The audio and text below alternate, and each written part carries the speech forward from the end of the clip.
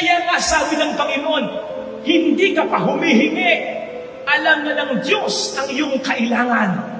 Kasi hindi pa man meron ng biyaya na sa atin ay nakalaan. Ipupush ko, nakapangalan. And to whatever blessing God has put your name on, sa'yo lang yun. Kahit anong mangyari, hindi niya ibibigay sa iba yun. Sa'yo lang yun. So no matter how good we are, ano man ang ating mga ginagawang kabutihan, wala pa rin tayong karapatang to demand from God. Ang ating mga nare-receive na bayaya ay mga privileges lang. Kaya nga graces ang tawag dyan.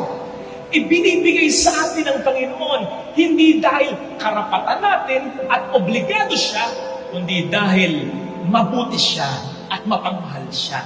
Ganun lang kasimple talaga.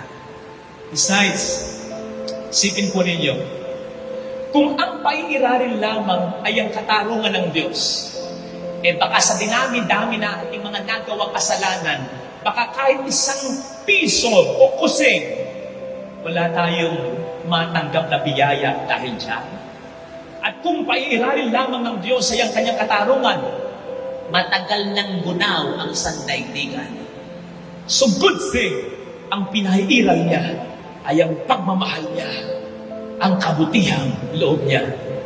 May kanya-kanya tayong biyayang nakalaan para sa bawat isa. Hindi natin kailangang mag-igitan, ni hindi natin kinakailangang mag-agawan. Napakasarap isipin na hindi natin kailangang mag-unahan.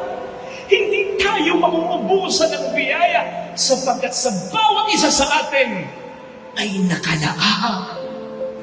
Kaya may batayan yung sinasabi natin. Kung para sa'yo, para sa'yo. Kung hindi para sa'yo, ano man ang gawin mong pilit, hindi mangyayaring para sa'yo. Mangyari man, ikalulungkot mo. Pero kung para sa'yo, ano mang gawing pilit ng ibang tao na masunod ka, darating at darating sa'yo para sa'yo. Pwede kang sulutin ng iba, pwede kang dayangin ng iba, o pwede ikaw mismo magkasala, magkulang talaga. Pero kung babawi ka lang, babangon ka lang,